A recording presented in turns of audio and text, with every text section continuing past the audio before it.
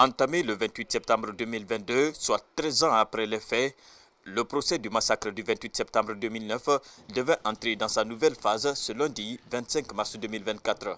Il s'agit de la confrontation entre les différents accusés par devant le tribunal criminel de Dixine, délocalisé à la cour d'appel de Conakry.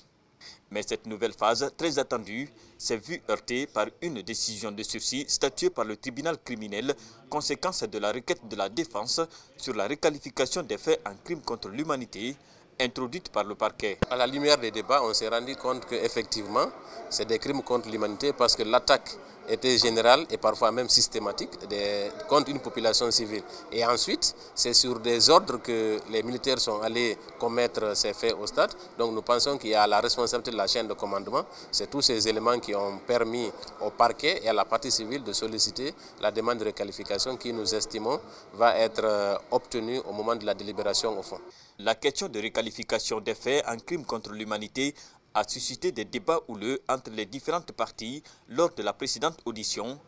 La décision du tribunal d'ordonner le sursis à statuer par la cour d'appel redonne de l'espoir à la défense, car poursuivre les débats de fond sans être situé sur les charges qui pèsent sur les différents accusés représente, selon la défense, une insécurité judiciaire pour les prévenus.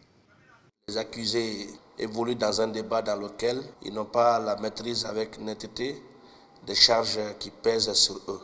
Et nous sommes revenus dire au tribunal que sur la base de l'article 592 du Code de procédure pénale, il ne peut continuer à statuer au fond sans que la juridiction saisie en appel se prononce sur le mérite de la requête déjà introduite.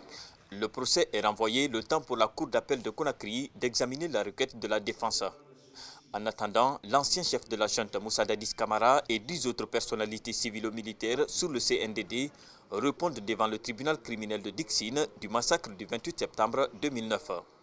Ce jour-là, au moins 150 personnes ont été tuées, des centaines de blessés et 109 femmes violées selon le rapport d'une commission d'enquête internationale mandatée par l'ONU.